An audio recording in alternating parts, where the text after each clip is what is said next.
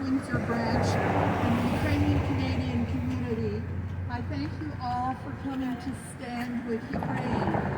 Ukrainian people have shown extreme courage and bravery as they defend their land against the Russian war machine. Today, everyone who stands for liberty, democracy, and human rights is Ukrainian. On February 24th, 2022, world history changed. Putin and his Russia openly declared war on Ukraine and its people. He has targeted civilians with bombing, rocket strikes, and air attacks all over Ukraine, while telling his people that only military sites have been targeted. The capital, Kiev, has suffered heavy air attacks for 4 nights, and its residents have had to take shelter underground.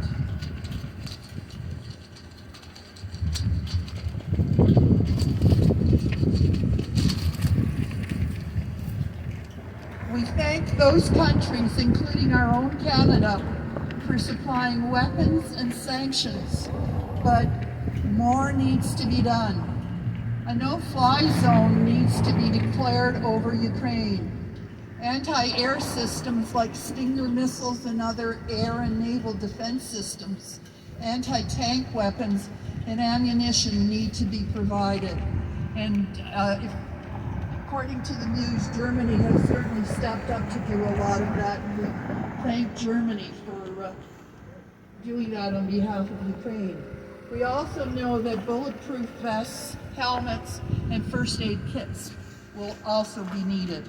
Significant sanctions have been implemented, but do not go far enough. A full trade embargo on trade with Russia needs to be put on Russian assets, and those of its oligarchs need to be frozen.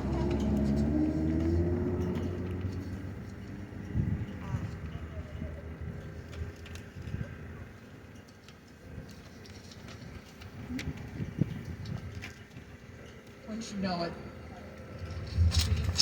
Thank you. The sources funding Putin's war machine need to be cut off entirely. Putin and Russia must not be allowed to destroy Ukraine. The world is not safe either, as many of us recognize. We know he has threatened Finland if it should follow through with a request to join NATO. He has threatened NATO countries for their stance by putting his nuclear deterrent system on alert. Russia is a rogue state with a criminal terrorist regime and needs to be declared a state supporter of terrorism. In the 1930s, the world was slow to recognize the danger Hitler posed to our civilization. Let us hope that we do not make the same mistake with Putin. Now, we have fortunate to have some members of Parliament with us. I'd like to call Eric Kuznerchuk to the... Woo! Thank you. Good afternoon, everyone. Let's all of us raise our flags, raise our banners. Let them see you in Kiev. Let them see you in Lviv. Let them see you in Uzhhorod, from coast to coast in Ukraine. That we stand with them. Yes. Yes. Today we are all Ukrainian. Today we are all Ukrainian, and we stand with Ukraine. Let them also see us in Moscow. Let them see us in Russia. And let them see us united with Ukraine and the Ukrainian people. Yesterday I had a remarkable conversation with members of Parliament of Ukraine. It was 9 o'clock at night, their time, and we were on a Zoom call from their apartments. And you could hear the air raid sirens outdoors, outside their windows. And they spoke to us. And they said that with courage and bravery, Ukrainians, all of them, are pouring into the street, picking up arms to protect their homeland. They are an incredible example of freedom and an incredible example of solidarity and courage and bravery. Mr. Putin made a gross miscalculation. He underestimated the strength, the courage, the solidarity of Ukrainians. And he miscalculated. His second miscalculation is how united the world is against the aggression against Ukraine. All of us are standing with Ukraine. And I'm here with you, not just as a member of Parliament of Canada, but I'm here standing as the son of Poland. I was born in Poland. And I can tell you that Polish citizens stand shoulder to shoulder with Canadians, with Ukrainians. We've heard stories of sports stadiums filled with Polish citizens who are donating blood, donating food, medicine, equipment. Canada stands with Ukraine.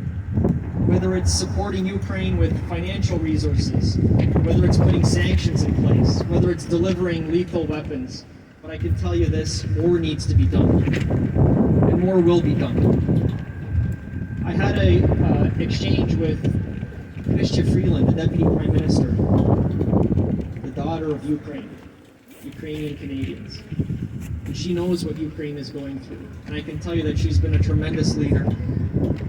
And we will make sure that Ukraine has the support that it needs, that Ukrainians have the support that they need to repel Putin and his aggression, and to make sure that we maintain a free, independent, and vibrant Ukraine.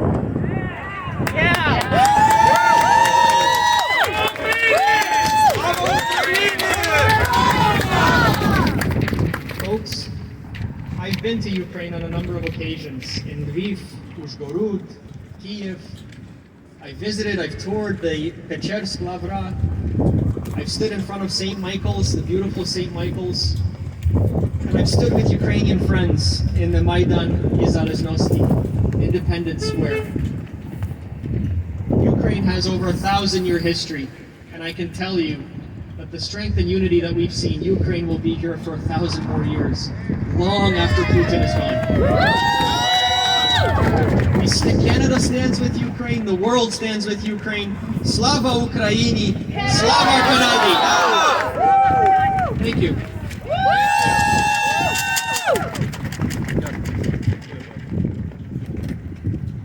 Eric has been a very strong supporter of the Ukrainian community since the beginning.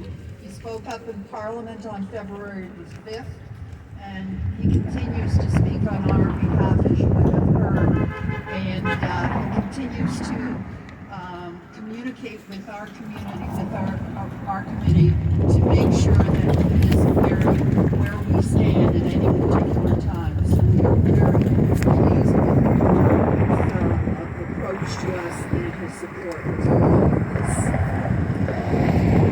I'd like to, yes. Thank you. I'd like to call Gemma Grayhall. Gemma! Oh, there you are.